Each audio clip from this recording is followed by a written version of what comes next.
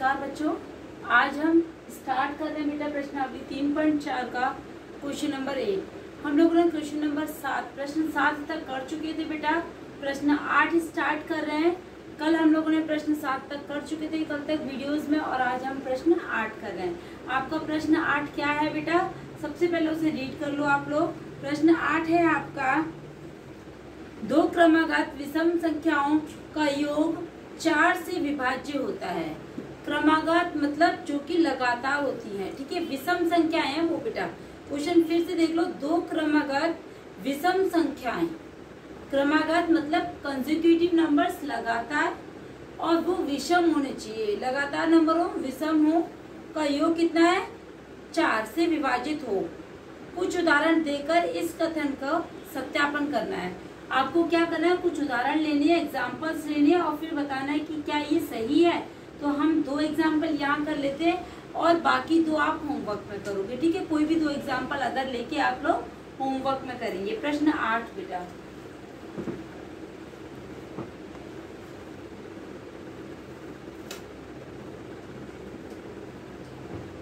क्या है आपका प्रश्न 8 का उत्तर में कि दो क्रमागत कौन से नंबर्स लेने थे बेटा, जो कि लगातार है और विषम नंबर्स हों। तो जैसे हम लोग माना है हमने 3 और 5, ये दोनों विषम संख्याएं हैं, दोनों विषम है बेटा, है ना। दोनों संख्या विषम है, 3 और 5 दोनों विषम है। जब इनका योग करेंगे तो क्या आएगा बेटा 8, और 8 जो है वो किससे विभाज्य है, 4 से विभाज्य है कि नहीं। 8 जो कि 4 से विभाज्य है। आपसे यही पूछा था ना, एक एग्जांपल हमने ये ले लिया, दूसरा एग्जांपल ले लेते हैं बेटा। कोई भी 2 एग्जांपल ले लेते हैं बेटा। जैसे एक तो ले लिया हमने 3 और 5, दोनों विषम संख्याएं थी, ठीक है। अब दूसरा ले लेते हैं हम, जैसे 5 और 7, तो 5 और 7 कितना हो गया बेटा। दूसरा एग्जाम्पल 5 + 7 जोड़ोगे, योग करोगे तो कितना आएगा 12, ठीक है। जो 12 जो कि 4 से विभाज्य है, ठीक है बेटा। आ गया समझ में। एक बार फिर से समझ लो इसे कि ऐसे एग्जाम्पल्स बताने थे, 2 विषम नंबर्स हो, एग्जाम्पल्स बताने थे जिनका क्या होना चाहिए 4 से विभाज्य होना चाहिए। 2 क्रमागत विषम संख्याओं का योग 4 से विभाज्य हो जाना चाहिए।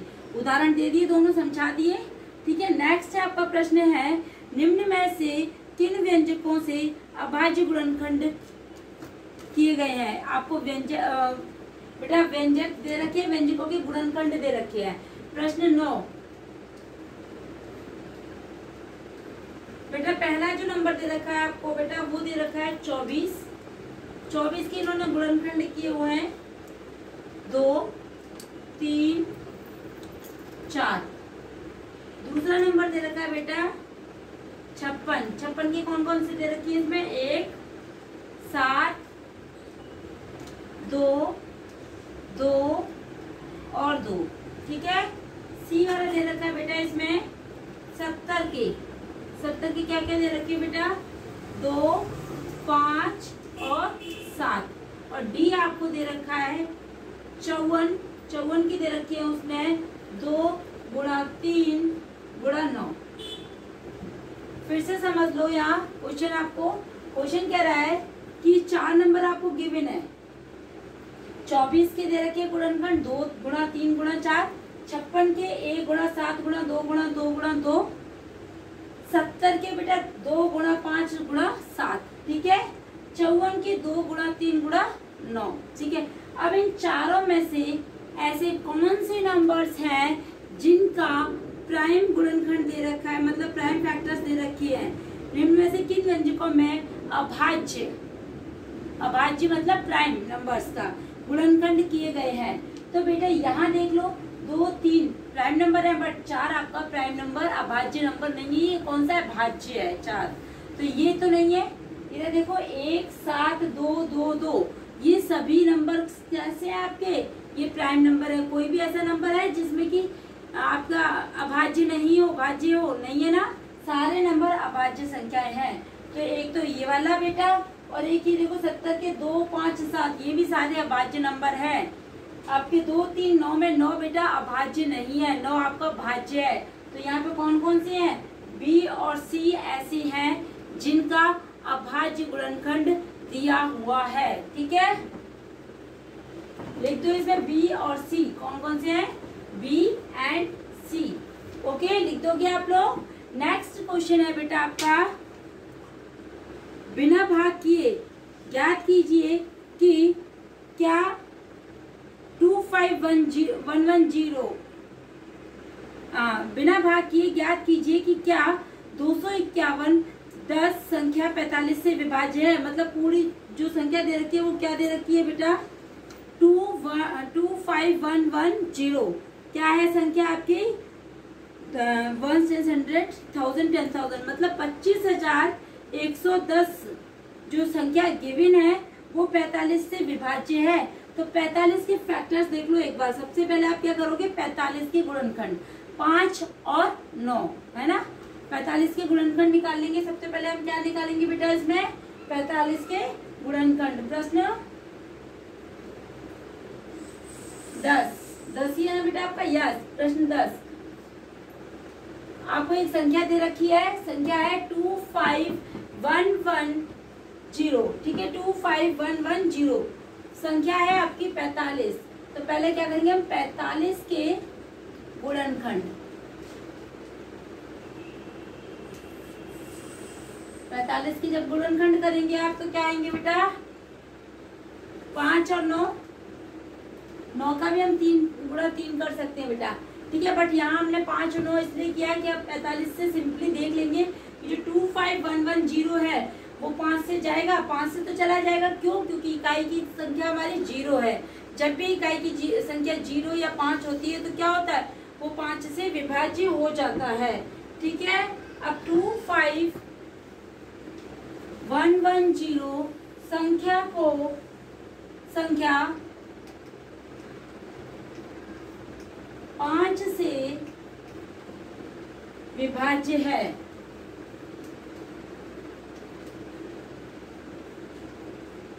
पता है ना क्यों है बेटा, क्योंकि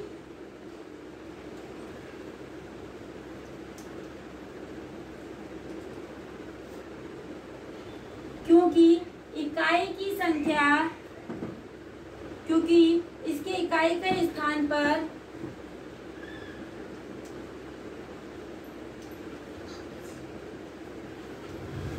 इकाई के स्थान पर 0 है। ठीक है बेटा, हमने पहले बता दिया था कि 5 का जब होगा तो 5 का कैसे पता चलेगा कि या तो इस जगह पे यूनिट वाली प्लेस पे इकाई वाली जगह पे 0 हो या 5 हो।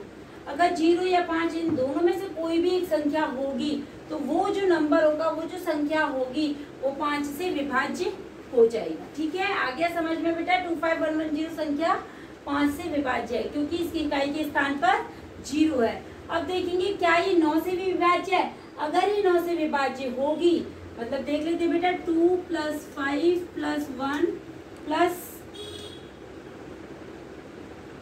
1 + 0। एक बार कैलकुलेट कर लो, 2 और 5 7, 1 8 और 1 9, 9 से विभाज्य होगी 9, जो कि 9 से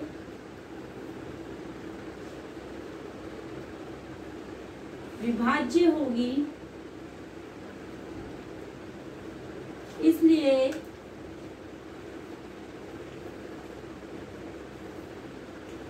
25110 भी 9 से विभाज्य होगी।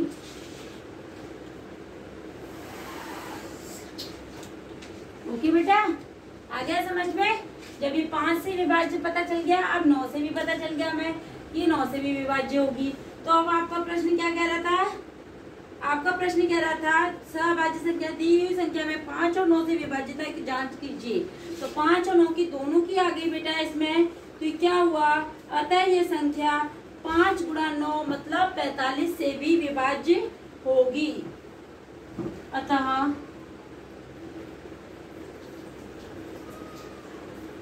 यह संख्या, कौन सी संख्या, 25110, 5 और 5 गुणा 9 मतलब 45 से भी विभाज्य होगी। आ गया समझ में बेटा, आ गया। अब प्रश्न अगला देखते हैं हम लोग इसमें बेटा। आपका प्रश्न 11 दे रखा है, संख्या 18 संख्या है जो कि 2 और 3 दोनों से विभाज्य है। हाँ पता है, 2 से भी जाती है, वो 3 से भी जाती है। यह 2 गुणा 3 मतलब 6, जैसे हमने यहाँ से देखा था कि 45 है, 45 की गुणनखंड की 5 और 9। जब ये संख्या 5 और 9 दोनों से जाएगी तो मतलब ये 45 से भी जाएगी। वही चीज है इधर कि 18 जो कि 2 और 3 दोनों से भाग चला जाता है उसका, तो 2 गुणा 3 कितना हुआ, 6, तो 6 से भी विभाज्य है। यही चीज बोली उसने। इसी प्रकार एक संख्या 4 और 6 दोनों से विभाज्य है। क्या हम कह सकते हैं कि वह संख्या 4 गुणा 6 24, 4 गुणा 6 कितना होता है, 24 से विभाज्य होगी? यदि नहीं तो अपने उत्तर की पुष्टि कीजिए। पुष्टि के लिए एक उदाहरण दीजिए। ठीक है, होगी या नहीं होगी ये आपको बताना है बेटा। ठीक है, तो हम क्या करेंगे इसमें, क्योंकि जब 2 और 6 नहीं होगी बेटा, क्यों नहीं होगी, 4 और 6 जो दोनों नंबर है वो आपके अभाज्य नंबर नहीं है। ठीक है, आपका उनमें अभाज्य नंबर होना जरूरी है। इसमें लिखा है कि संख्या 12, जैसे मान के चलो कोई भी एक एग्जाम्पल ले लेते हैं हम, 4 और 6 बोल रहे हैं ना, जो कि 4 से भी विभाज्य और 6 से भी, तो 12 ले लेते हैं हम लोग। ठीक है, 12 जो कि 4 से भी विभाज्य हो रही है कितनी बार, 3 बार, 6 से भी विभाज्य हो रही है कितनी बार, 2 बार, और 4 गुणा 6 कितना हो गया, 24। क्या 12 24 से विभाज्य हो जाएगी? नहीं होगी, है ना, नहीं होगी ना। 12 4 से तो विभाज्य हो रही है, 6 से भी विभाज्य हो रही है, लेकिन वो 24 से विभाज्य नहीं होगी। क्यों नहीं होगी? क्योंकि जो 4 और 6 हैं वो प्राइम नंबर मतलब अभाज्य संख्या नहीं है। ठीक है, आप एग्जाम्पल दे दोगे बेटा 12 का, समझ में आ गया। प्रश्न 11 हम लोग करेंगे एग्जाम्पल होमवर्क में, अंडरस्टैंड। नेक्स्ट क्वेश्चन नंबर 12 देखते हैं बेटा। मैं 4 भिन्न भिन्न अभाज्य गुणनखंडों वाली सबसे छोटी संख्या हूँ, क्या आप मुझे ज्ञात कर सकते हैं 4 सबसे छोटी संख्या, गुणनखंडों वाली सबसे छोटी संख्या कौन से, सबसे छोटे 4 गुणनखंड अभाज्य हो। सबसे छोटा कौन सा है, 2, 2 के बाद 3, 3 के बाद 5 और 5 के बाद 7। ठीक है, तो आप क्या करोगे, उन सभी का मल्टीप्लाई, किसका, 2, 3, 5 और 7 का। पता चल गया ना क्यों करेंगे 2, 3, 5, 7 का ही क्यों करेंगे, क्योंकि ये सबसे छोटी अभाज्य गुणनखंड संख्याएं हैं। सबसे पहले सबसे छोटी जो है वो, लेकिन ये अलग अलग है इसीलिए, नहीं तो हम 2, 2, 2 को भी लिख सकते थे। वो सभी अलग अलग हैं चारों संख्याएं। तो पहली संख्या 2 गुणा 3, क्योंकि दूसरी संख्या 3 है, फिर उसके बाद में 5। 4 क्यों नहीं है, क्योंकि वो अभाज्य नहीं है, भाज्य है 4। ठीक है, तो 2 गुणा 3 गुणा 5 गुणा 7। ठीक है, इन सबका जब मल्टीप्लिकेशन करोगे बेटा, जो भी इसका आंसर आएगा, ठीक है, वो आपका इसका सही उत्तर होगा। ठीक है, प्रश्न 12, प्रश्न 11 और 12, प्रश्न 11 और 12 क्या है, आपके होमवर्क है, अंडरस्टैंड, डन।